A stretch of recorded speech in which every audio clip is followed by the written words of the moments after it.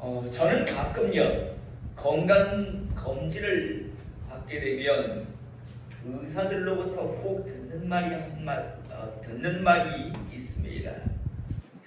무슨 말인가 하면요, 의사들이 저에게 건강검진을 마치고 나면 꼭 이렇게 말합니다. 예전에 폐결핵을 앓으셨네요 라는 말입니다.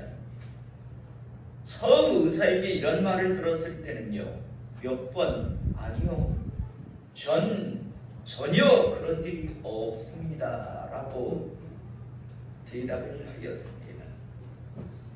그러면 의사들은 저에게 저의 폐 사진을 보여주면서 분명히 예전에 폐결핵을 앓은 흔적이 있다라고 보여줍니다. 그러면서 덧붙이는 말이, 아마 예전에 폐결핵에 걸리셨었는데 모르고 넘어가신 것 같습니다. 그리고 자연히 치료가 되어서 지금은 괜찮다고 그렇게 이야기를 합니다. 저는 요즘도 건강검진을요 받게 되면 의사들이 여지없이 동일한 말을 합니다. 예전에 폐결핵을 앓으셨네요 라는 말요. 그러면 요즘은요, 예 맞습니다 라고 인정을 하는 답을 합니다.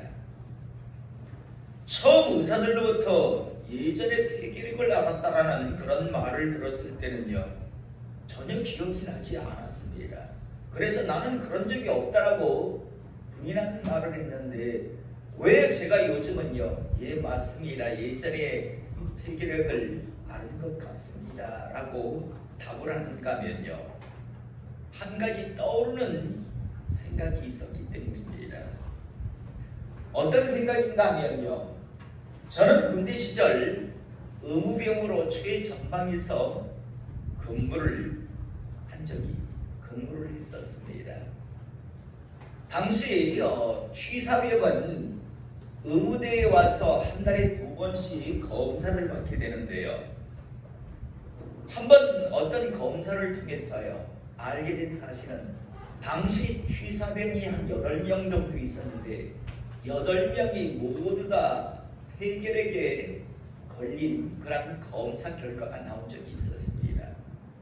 그러니까 8명 취사병이 모두 다 폐결핵에 걸려서 그 당시 부대의 모든 병사들이 먹는 밥을 한 겁니다.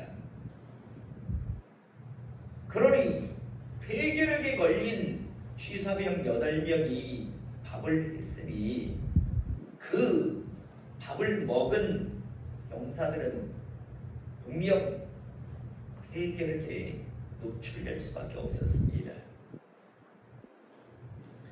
건강한 병사들은 아예 걸리지 않았을 것이고, 또 저 같은 사람은 폐결핵에 걸렸었지만 워낙 당시 건강한 그런 몸을 유지하고 있는 상태였기 때문에 자연히 아마 치유가 된 것 같습니다. 물론요, 분명 의무대에서는요, 취사병 8명이 폐결핵에 걸렸으면 병사들도 굉장히 위험하다라는 그런 생각을 했었지만 어느 누구도 발설하지 않았습니다. 군의관도 입을 다물었고요, 부대장도 입을 다물었고, 의무병들도 입을 다물 수밖에 없었습니다. 그 시대에는 그게 가능했었습니다. 그냥 부대 안에서 쉬쉬하고 그냥 묻어버리면 얼마든지 묻을 수 있는 그런 시대였습니다. 저는 분명히 취사병 8명이 폐결핵에 걸렸다는 걸 알고 있었지만 그다지 큰 제 몸에 이상을 느끼지 않았기 때문에 그냥 괜찮겠지라고 넘어갔는데, 나중에 세월이 지나서 제대를 하고 검사를 받다 보니까 그때 내가 폐결핵에 걸렸었구나. 그런데 부대에서 워낙 건강한 그런 몸을 유지하고 있다 보니까 그냥 부대 안에서 자동적으로 그 폐결핵을 치유받은 그런 상태라는 것을 알게 되었습니다. 아무리 제가 폐결핵에 안 걸렸다고 그런 적이 없다라고 해도 의사가 사진을 보여주면서 흔적이 있습니다. 예전에 분명히 폐결핵에 걸리신 흔적이 있습니다라고 이렇게 어느 한 곳을 저한테 가르치는데요. 부인할 방법이 없었습니다. 그러다 보니까 내가 언제 걸렸지? 라는 생각을 하다 보니까 그때를 기억할 수 있었습니다. 또 오래전에요. 저희 교회 청년 중에 자매가 언니 동생 두 친자매가 교회를 다닌 적이 있습니다. 언니는요 창원에 있는 창원대에 진학을 해서 창원에서 대학을 다니면서 한 번씩 저희 교회 방문했고, 동생은 저희 교회 계속 다니던 그런 자매들이었습니다. 그런데 어느 날요 이 동생들은 여자 청년이 저에게 이런 말을 했습니다. 목사님, 저희 언니가 창원에 다니고 있는 교회에 대해서 좀 알 수 있을까요? 언니가 조금 이상해요. 예전에는 신앙 이야기를 하면 참 서로 은혜가 되고 좋았는데 교회를 옮겼다라고 하는데, 창원에서 어떤 교회를 정해서 지금 다니고 있다라고 하는데 언니가 이상하게 조금 예전 신앙과는 다른 것 같은데 한번 언니가 다니는 교회에 대해서 알아봐 주실 수 있습니까? 라고 저한테 문의를 해왔습니다. 그래서 창원의 어느 교회를 다니냐라고 이제 교회 이름을 물은 이후에 알은 이후에 월요일날 창원에 있는 그 교회 전화를 했었습니다. 저는 어느 누구의 여동생이 다니고 한때 그 언니 되는 누구가 지금 그 교회 다니는 그 청년이 다니던 교회 목사입니다. 그런데 그쪽 교회를 정하였다라고 해서 그래서 한번 인사차 전화를 했는데, 이상하다고 전화할 수 없잖아요. 인사차 전화를 했습니다. 죄송하지만 그 교회는 어느 교단에 속해 있는 교회입니까? 저희 교회는 합동측 어느 교회입니다라고 말을 했더니 우리 교회도 합동측입니다 라고 이야기를 하더라고요. 그러세요? 그러면 저는 총신 96회를 졸업했습니다. 목사님은 죄송하지만 몇 회를 졸업하셨습니까? 라고 여쭤봤더니 갑자기 전화기에서 말이 잘 안 나와요. 그래서 목사님, 저는 저를 밝혔습니다. 목사님도 좀 밝혀주십시오. 목사님도 합동측이라고 했으니까 몇 회 졸업이십니까? 저희 합동측 목회자들은요, 총회 사이트에 들어가면 제 목회자 이름을 치거나 교회 이름을 치면요 몇 회 졸업이라고 하는 그게 다 나옵니다. 예를 들어 제 총회에 들어가서 제 이름을 치면 양산에 있는 세계로 교회 목사하고 전화번호가 다 뜹니다. 또 세계로 교회라고 치면 저희 합동측에 소속된 세계로 교회라고 교회가 다 뜹니다. 그리고 그 교회마다 주소가 뜨고 전화번호가 뜨고 그 교회의 목회자가 누군가가 다 뜨게 되어 있습니다. 그래서 마침 합동측이라고 하니까 저는 여태 졸업한 신윤천 목사입니다. 목사님은 몇 회 졸업이십니까? 라고 물어보았더니 대답을 하질 못해요.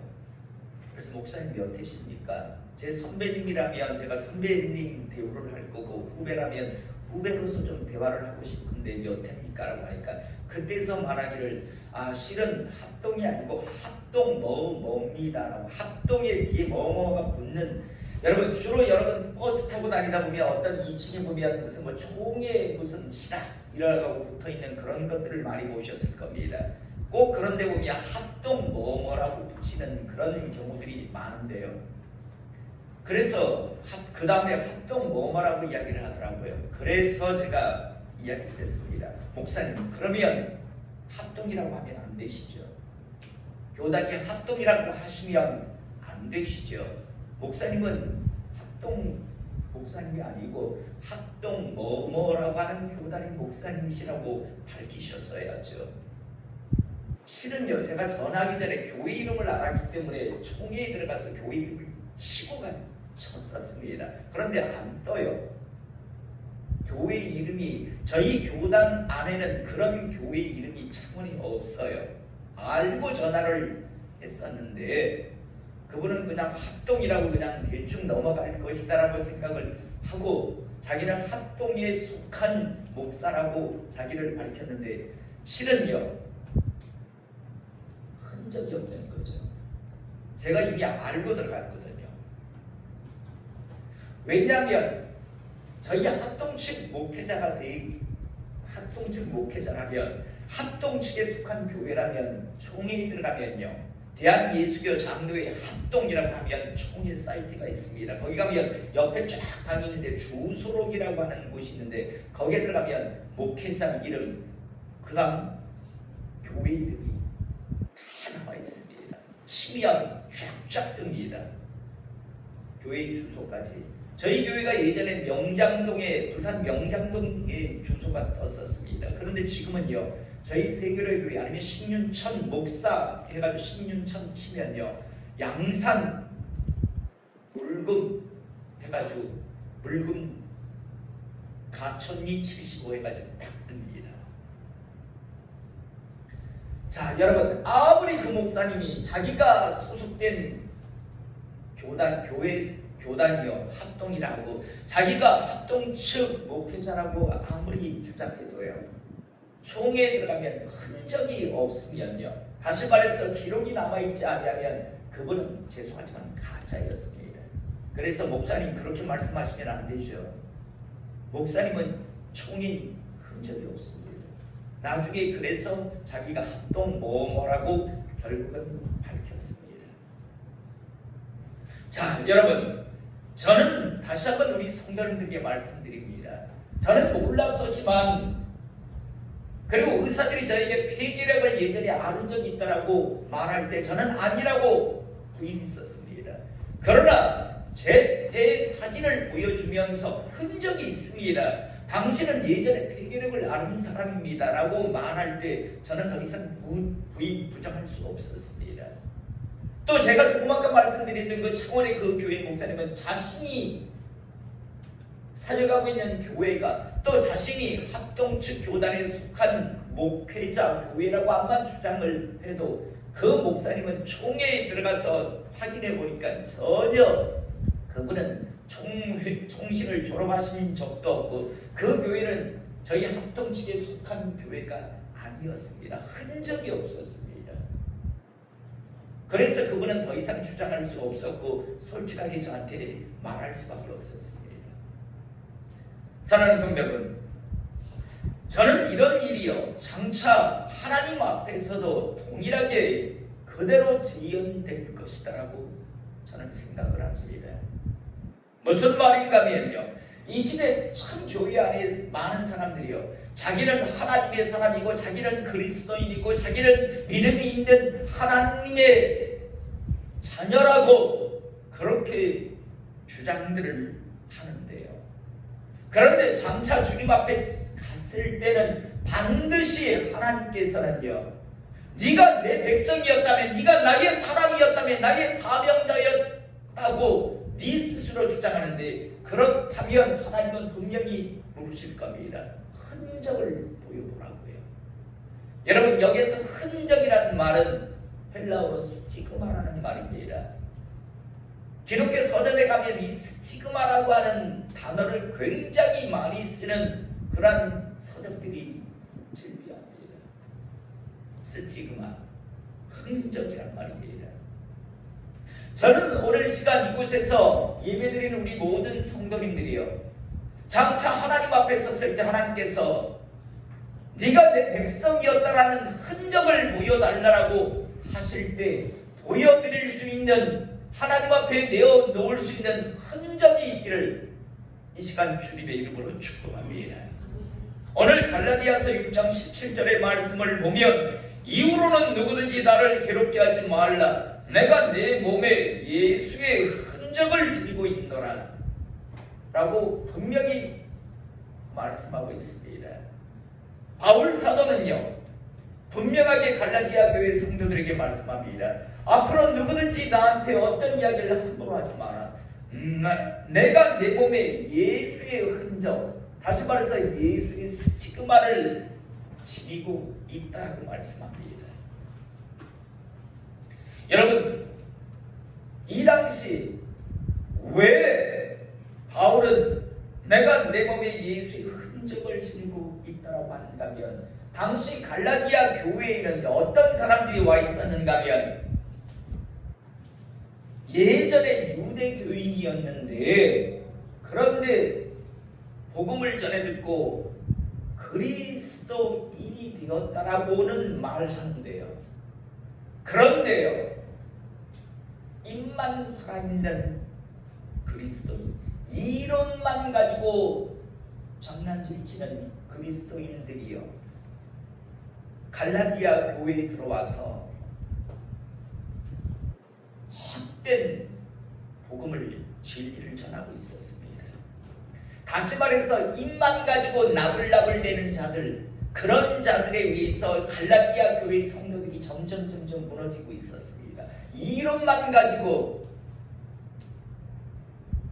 갈라디아 교회 성도들에게 와서 가르치는데, 그런데 갈라디아 교회 성도들이 흔들리고 있었습니다.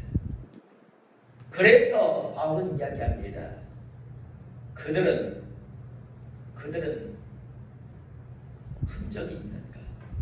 나는 흔적이 있다. 나는 예수의 흔적이 있다라고 말합니다. 그런데 이런 싸움은요, 갈라디아 지역뿐만 아니라 고린도에도 있었습니다. 고린도후서 11장 22절에서 27절에 보면 동일한 상황이 연출되고 있었습니다. 입만 가지고 온 자들, 그러면서 유명세를 가지고, 야, 바울이 전한 그 복음 그거 말도 안 되는 거야. 나 예전부터 유명한 사람이잖아. 나 인기 있는 사람이잖아. 그러면서 엉뚱한 것을, 다시 말해서 입만 가지고, 혀만 가지고, 이름만 가지고, 머리만 가지고 가르치는데, 그런데도 불구하고 많은 사람들이 흔들리고 넘어갔습니다. 왜? 그들은 쉬웠으니까. 여러분, 지은 죄 지을 죄 다 용서받았습니다. 여러분들은 천국 티켓이 주어져 있습니다. 여러분들은 이제 골백번 죽어도 다 천국 갑니다. 이런 이론을 가지고 가르치면 사람들은 좋아했습니다. 그런데 바울은 하나님의 사람으로 제대로 살지 않으면 너희들에게는 하나님 나라가 절대로 주어지지 않는다 라고 가르쳤습니다. 그러다 보니까 바울보다는 입만 가지고 떠들어내는 그런 사람들이 많이 훨씬 더 좋았습니다. 그래서 사람들이 자꾸만 입만 가지고, 머리만 가지고, 지식으로만 가르치는 그런 사람들에게 붙들리기 시작했습니다. 그러자 고린도후서 11장 22절에서 27절에 뭐라고 말씀하는가 하면, 그들이 히브리인이냐? 나도 그러하며. 그들이 이스라엘인이냐? 나도 그러하며. 그들이 아브라함의 후손이냐? 나도 그러하며. 그들이 그리스도의 일꾼이냐? 정신없는 말을 하거니와. 그들이 그리스도의 일꾼이라고 정신없는 말이라고 이야기합니다. 말도 안 되는 이야기다라고 이야기합니다. 나는 더욱 그러하도다라고 하면서 이제 이후에 뭐라고 이야기하냐면, 내가 수고를 넘치도록 하고 옥에 갇히기도 더 많이 하고 매도 수없이 많고 여러 번 죽을 뻔하였으니, 유대인들에게 40에 하나 가만비를 5번 맞았으며 3번 피장으로 맞고 1번 돌로 맞고 3번 파산하고 1주야를 깊은 바다에 지냈으며 여러 번 여행하면서 강의 위험과 강도의 위험과 동족의 위험과 이방인의 위험과 시내의 위험과 광야의 위험과 바다의 위험과 거짓 천재들의 위험을 당하고 또 수고하여 애쓰고 여러 번 자지 못하고 죽이며 목마르고 여러 번 굶고 춥고 헐벗었노라. 이 외의 일은 고사하고 아직도 날마다 내 속에 눌리는 일이 있으리 곧 모든 교회를 위하여 영위하는 것이라 라고 말씀합니다. 여러분, 바울이 말했던 스티그마, 표적은 바로 흔적은 이것이었습니다. 나는 예수님의 사랑으로 이런 흔적을 가지고 있다. 내 몸에는 이런 흔적이 있고 내 삶에는 이런 흔적이 있다. 그런데 그들에게는 어떤 흔적이 있느냐? 그들에게는 어떤 스티그마가 있느냐? 말로만 떠들어내는 것밖에 더 있었느냐라고 지금 이야기하는 겁니다. 이론만 가지고 혀만 움직이는 것밖에 더 있었느냐? 그런데 왜 그런 흔적 없는 자들에게 무너지고 넘어지고 속아가느냐라고 말씀을 전하며 나에게는 이런 흔적이 있다라고 오늘 바울은 성령의 감동함을 받아 말씀을 전하고 있었습니다. 사랑하는 성도 여러분, 저는 오늘 시간 이곳에 있는 우리 모든 성도님들이 입만 가지고 머리만 가지고 교회 안에서 교인 놀이나 하다가 어떤 흔적, 어떤 스티그마도 없이 하나님 앞에 서는 그런 비극적인 사람이 단 한 사람도 없기를 이 시간 주님의 이름으로 축복합니다. 여러분, 반드시 하나님 앞에 서실 때 여러분들은요, 우리 모두는 하나님 앞에 내어놓을 수 있는 흔적, 스티그마가 있어야 합니다. 저는 오늘 시간 여러분들에게 먼저 묻고 싶습니다. 여러분에게는 어떤 흔적, 어떤 스티그마가 있으십니까? 당당하게 하나님 앞에 저는 하나님의 사람으로서 이런 흔적을 지니고 있습니다. 제 삶 속에는 이런 흔적이 있습니다 라고 당당하게 말할 수 있는 그 흔적이 얼마나 됩니까? 저는 오늘 이 시간 우리 성도님들은요, 이 땅에서 하나님의 사람으로 살아가시면서 오늘 바울이 당당하게 내가 내 몸에는 예수의 흔적을 지니고 있다라고 말하듯이 또 고린도후서 11장 22절에서 27절에 나는 주를 위해서 이러한 일들을 당했고 겪었다. 내 삶 속에는 이런 흔적으로 가득하다라고 당당하게 말할 수 있듯이 오늘 이 시간 이곳에서 예배드리는 저와 우리 모든 성도님들에게도 이런 흔적으로 가득 차 있는 하나님의 사람 되시기를 주님의 이름으로 축복합니다. 흔적 없는 사람, 흔적 없는 그리스도인은요, 죄송하지만 가짜입니다. 오늘 바울이 당당하게 말할 수 있듯이 언젠가 우리 믿음의 후손들에게 또 어떤 누구에게 나는 이런 흔적이 있습니다, 나는 이런 스티그마를 가지고 있습니다라고 말할 수 있는 그런 하나님의 사람, 또 이번 한 주 역시도 스티그마 흔적을 만드는 한 주, 또 남은 생애 역시도 그 스티그마를 만드는 그런 하나님의 사람 되시기를 이 시간 주님의 이름으로 축복합니다. 기도.